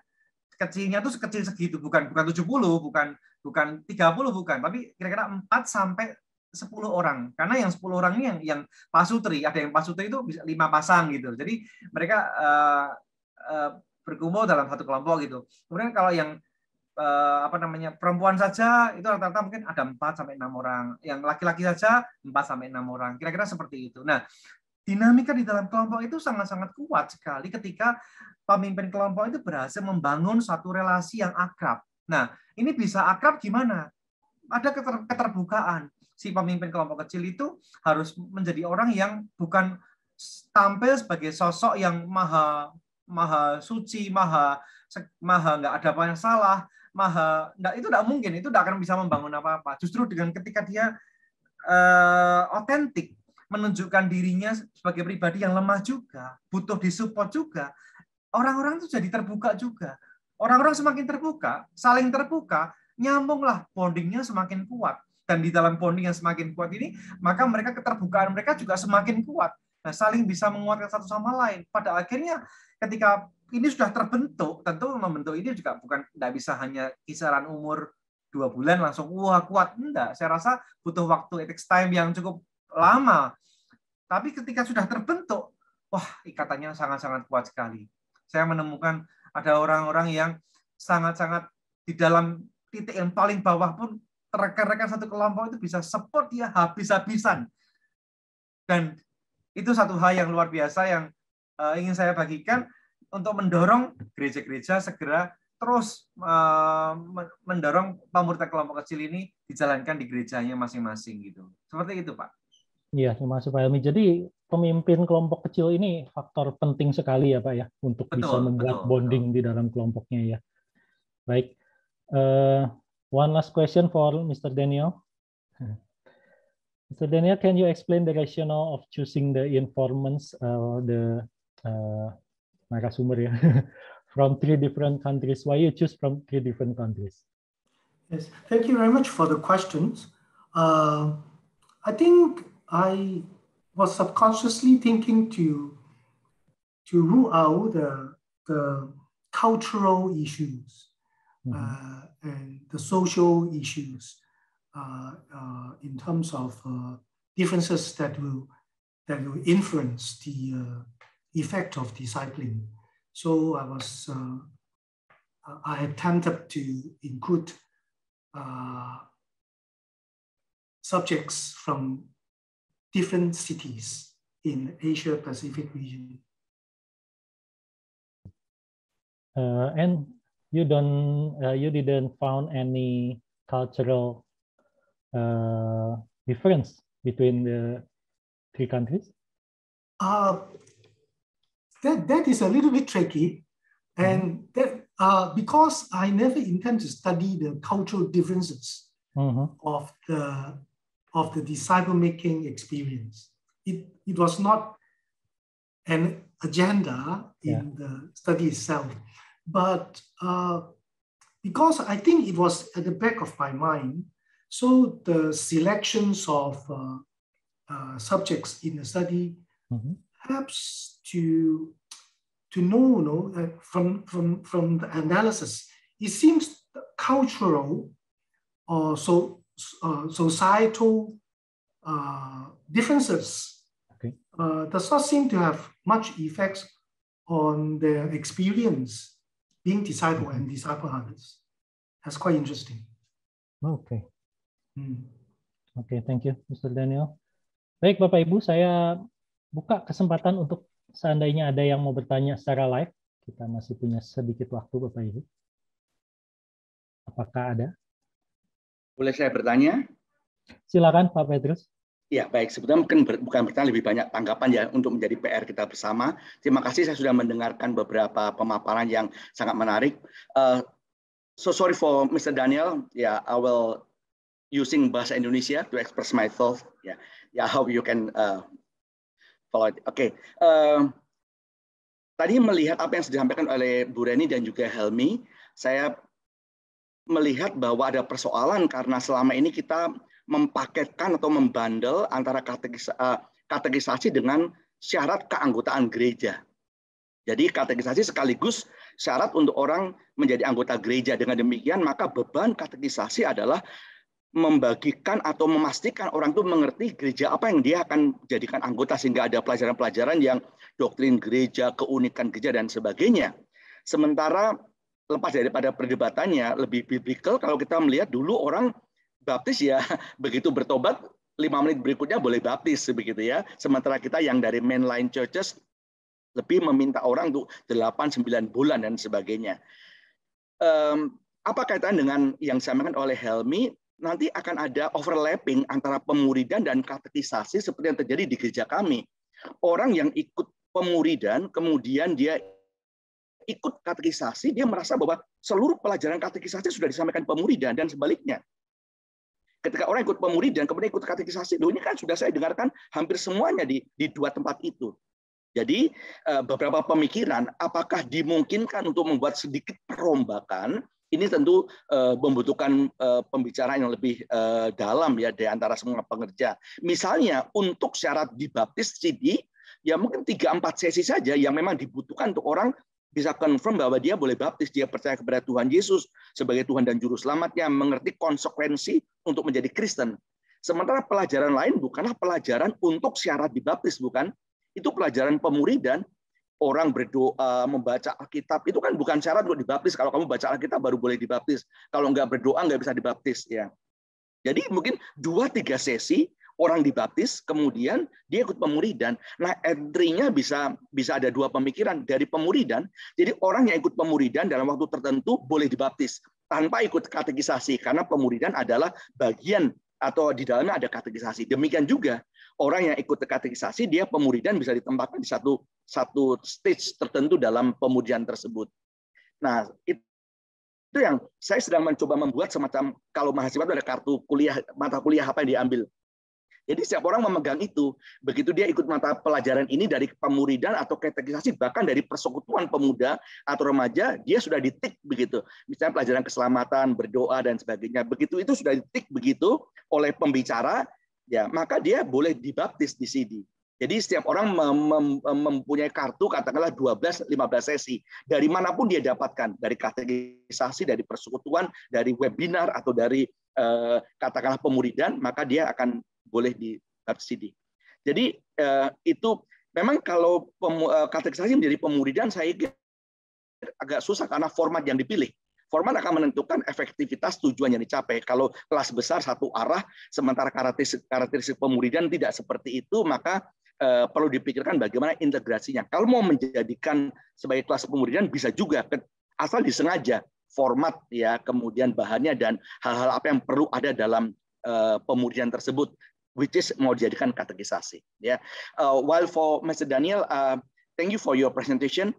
Anyway, seperti yang disampaikan oleh Bapak Hadian, there are shortcomings, I think, in one-on-one relationship. Ya, tadi ada kultus individu. Ya, you adore your leaders, ya, so much, then it will affect all your the entire life or your life. Tapi ada beberapa shortcoming juga. That is cross training. Kalau cuma one to one, we lack of, people can learn from other people or other bigger group. Jadi to overcome this, I think one-on-one or one-to-one is part of our group training or discipleship group. Jadi dalam grup itu, let's say you have 3 or 4 disciples, and then you do one-to-one, but you bring them as a group to learn together, and even you bring them to the larger circle or larger group, so they can have a cross training. They can learn from other group and other people as well. Itu yang saya pikir sebagai bahan pemikiran untuk kita meneruskan temuan-temuan yang sudah sangat baik ini. Terima kasih. Ya, terima kasih Pak Petrus. Ini satu pemikiran yang menarik ya Bapak Ibu ya, yang mungkin perlu didiskusikan lebih lanjut ini. Baik, saya buka satu lagi Bapak Ibu, seandainya ada yang mau bertanya. Dari saya Pak Mario. Ya, silakan Pak Herman. Baik, terima kasih. Cukup menarik ya hari ini. Saya ingin fokus ke Pak Helmi. Pak Helmi, kalau dalam kepala saya yang namanya konsep pemuridan itu adalah bagaimana orang yang tadinya misalnya imannya itu dead, kemudian dia beranjak menjadi infant, kemudian dia child, kemudian dia menjadi young adults, kemudian parents. Dan akhirnya setelah dia parents memiliki keimanan yang dewasa, dia juga akan menjadi mentor gitu. Apakah dalam hal ini sampai tadi saya lihat sampai ada yang 6 tahun terus menjadi murid. Jadi kalau jadi 6 murid terus ya bagaimana dia menjadi dewasa gitu ya keimanannya. Nah, jadi maksud saya apakah ada cycle ya? Kapan dia menjadi mentor? Kalau selamanya dimuridkan ya dia nggak dewasa-dewasa. Sementara pemuridan yang Yesus lakukan itu setelah Yesus memuridkan murid-murid itu dia diutus untuk memuridkan gitu. Nah, di sini saya lihat ya tidak seperti itu gitu ya. Seperti itu. Kemudian I would like to ask Pak Daniel Yo. Masih sama kayaknya dengan yang tadi saya katakan that why does the method of the personal discipleship you choose the age of the segment of the age is 47 until 72 because I think that at the age of 47 and 72 they have a lot of time to to what is it for themselves, right? Instead of they getting a job and do their business. So means that when you do the personal discipleship, it works. Why the age of the segment of the mentee is 47 to 72? Thank you. Thank you so very much for your questions, Park Herman. I really appreciate the scrutiny of the selections of subjects. And I think the reason why this group of subjects was purposely chosen was to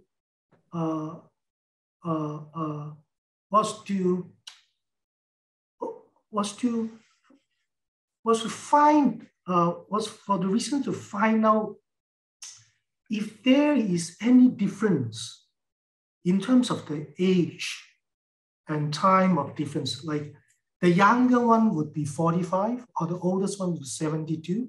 So the same reason as selecting them from 3 different cities. So I would also like to see feedbacks, information, data from different spectrum of life.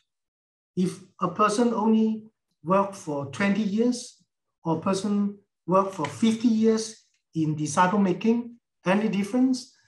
So male or female, their experience same or different?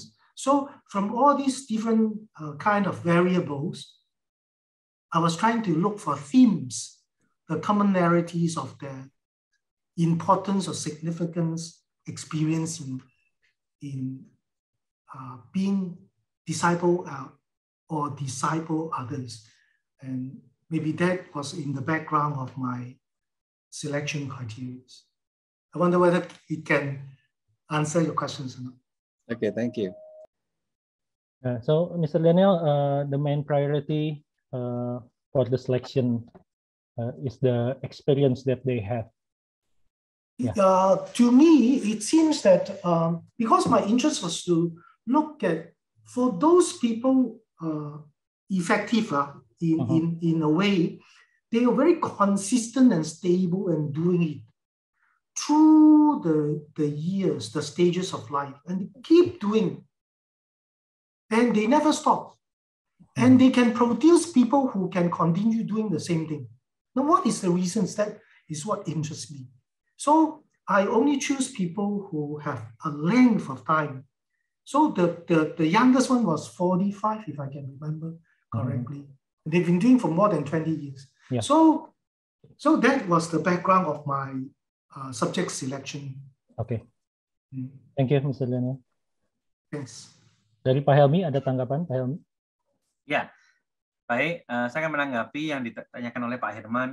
Betul sekali, Pak Herman. Saya sangat setuju sekali, dan dalam teori yang saya pakai pun memang seperti itu. Jadi pemuridan tuh tidak berhenti sampai dia menjadi murid, tapi dia harus terus ada cycle yang dan memang mungkin tadi memang kurang tersoroti, tapi dalam share screen saya tadi di bagian perubahan dalam relasi dengan sesama itu mereka terdorong untuk jadi saksi non-Kristen, terbuka, peduli, dan dia memuridkan orang lain. Jadi ternyata di dalam penelitian ini ada 5 partisipan yang memang dia sudah tergerak untuk memuridkan orang lain gitu. Tapi dalam hitungan saya lebih dari 5 sebetulnya dari antara mereka, dari 12 orang itu sebetulnya mereka sudah PKK, pemimpin kelompok kecil gitu loh. Cuman yang dia ucapkan di dalam yang dia ucapkan dalam wawancara itu memang tidak terucap, tapi sebetulnya mereka sendiri sudah leader juga. Jadi para pemimpin-pemimpin yang sudah memuridkan juga, karena mereka rata-rata kan usia mereka menjadi responden ini mereka sudah di dalam kelompok kecil cukup lama. Mereka jadi murid, kemudian mereka juga memuridkan juga. Jadi memang seperti itu, Pak. Terima kasih dari saya. Baik, terima kasih. Terima kasih, Pak Helmi. Ya, mungkin seperti di gereja saya juga gitu, Pak Helmi. Jadi pemimpin-pemimpin kelompok kecil pun masih tetap punya kelompok kecil sendiri lagi. Betul, betul. Ya, seperti itu. Baik, Bapak Ibu. Terima kasih untuk pertanyaan-pertanyaannya. Juga terima kasih untuk para presenter dan penanggap. Karena keterbatasan waktu, terpaksa sesi tanya-jawab ini kita sudahi. Berikutnya ada launching monograf dari STTB. Saya persilakan Pak Sutisna untuk bisa menyampaikan. Baik, selamat pagi, selamat siang, Bapak Ibu, rekan-rekan semua. Kita bersyukur ya hari ini kita bisa sama-sama mendengar paparan hasil penelitian dari beberapa rekan tentang topik pemuridan. Sebelum masuk ke monograf, saya ingin memberi satu catatan penting dulu. Seringkali kita mendefinisikan pemuridan itu sesuai dengan pengalaman kita pribadi maupun di komunitas kita. Tapi sebetulnya tidak kebetulan bahwa panitia penyelenggara ini sengaja membungkus 3 pendekatan pembinaan. One-on-one, kelompok kecil, dan kelompok besar, katekisasi dengan judul pemuridan. Karena pemuridan itu bisa didefinisikan secara spesifik oleh setiap kelompok, tapi juga ada definisi yang kuat, ya, pembinaan yang namanya pembinaan itu pemuridan. Apa itu pemuridan? Membentuk orang untuk menjadi murid Kristus. Caranya bisa bervariasi, dan efektivitasnya tidak ditentukan oleh bentuk tertentu. Tentunya setiap bentuk ada manfaat masing-masing. Tadi kita sudah mendengar pemaparan itu. Jadi semoga ini menjadi satu pembelajaran juga untuk kita, bahwa pemuridan itu bisa dilakukan dengan berbagai cara selama itu dilakukan dengan pendekatan-pendekatan yang baik. Ya. Baik. Kemudian yang tentang monograf, ya kita bersyukur mendengar banyak insight-insight yang bisa kita dapatkan. Nah, salah satu hal yang akan langsung terasa tadi waktu diskusi adalah betapa terbatasnya 20 menit presentasi. Jadi, saya catat misalnya Bu Reni itu menyajikan temuan-temuannya. Tapi mungkin kita nggak punya waktu untuk mendalami bahwa ada kerangka teoritis yang kuat juga di belakangnya. Ada yang namanya experiential learning, ada teorinya Thomas Groom, shared praxis approach, dan sebagainya. Kemudian tadi Pak Helmi banyak ditanya ini itu, sebetulnya ada juga dalam detail-detailnya ya. Iman yang tangguhnya itu seperti apa? Bagaimana penjelasannya? Teorinya apa? Nah, itu juga ada.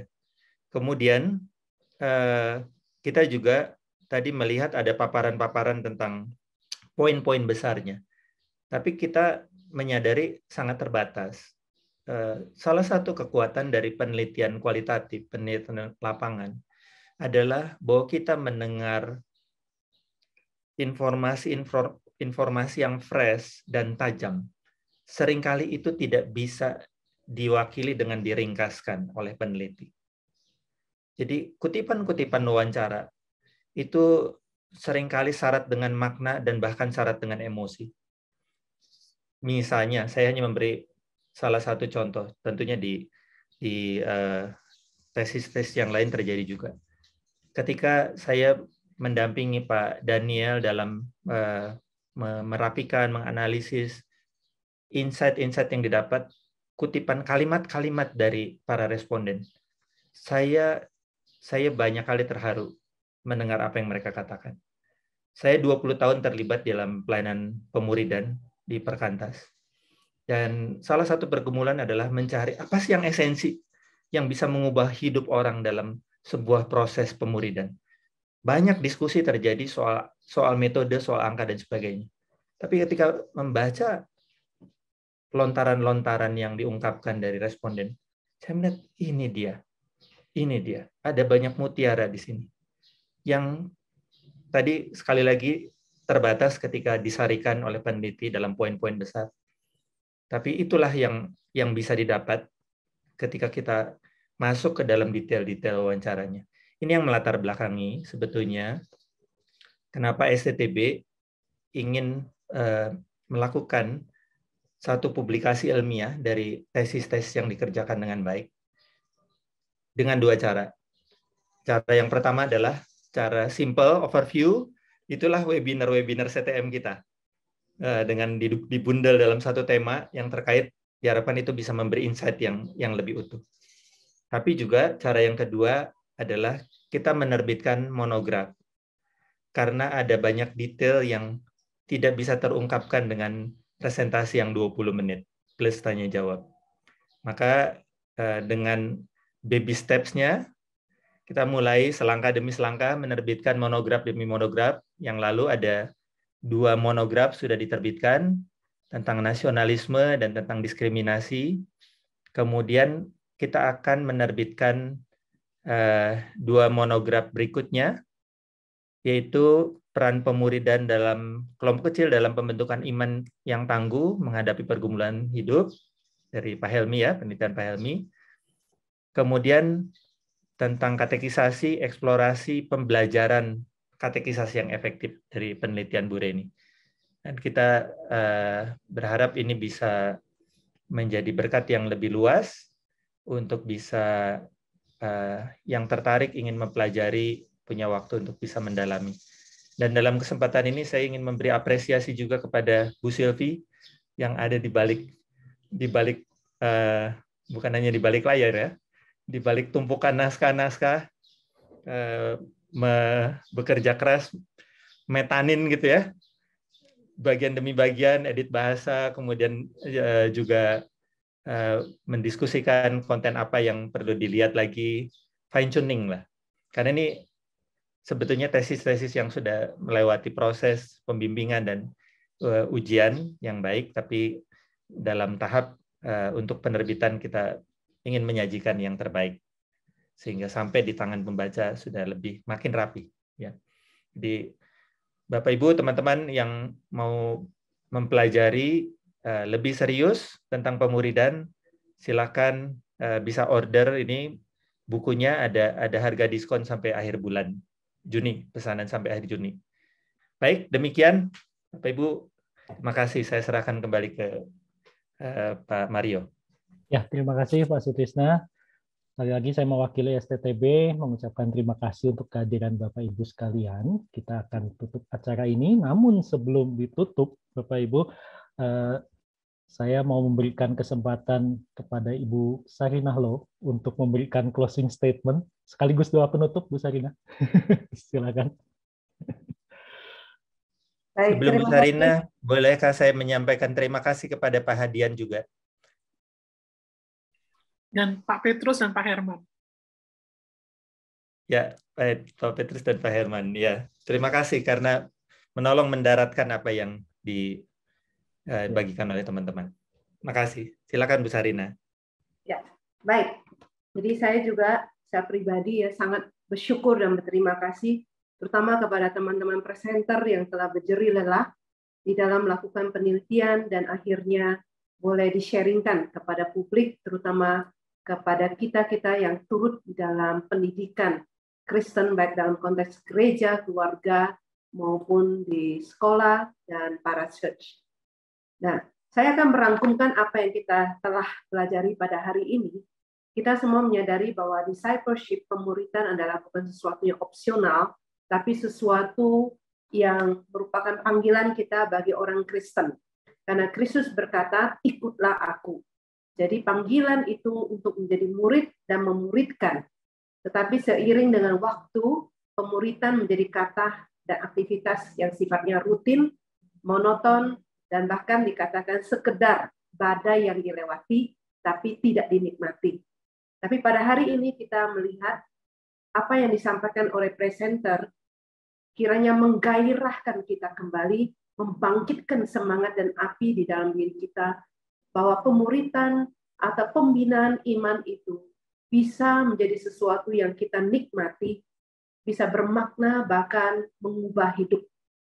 Dan berbagai bentuk yang ditawarkan, kita bisa melihat bisa dalam bentuk kelompok besar, kelompok kecil, bahkan one-on-one. Tetapi ingredient yang mesti ada, yang membuatnya menjadi bermakna mengubah hidup, saya daftarkan di sini setidaknya ada 5 hal.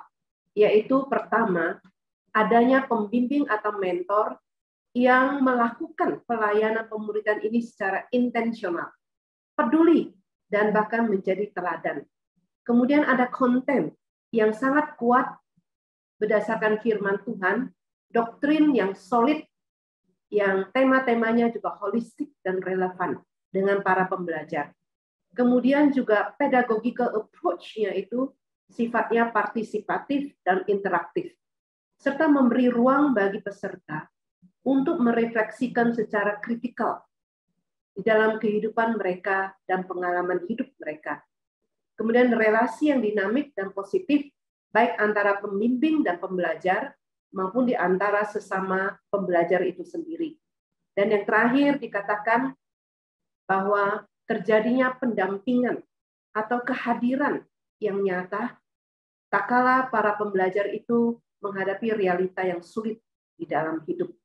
Dan itulah yang menjadikan pemuridan itu bermakna, bahkan mentransformasi hidup. Dan kita sangat-sangat bersyukur.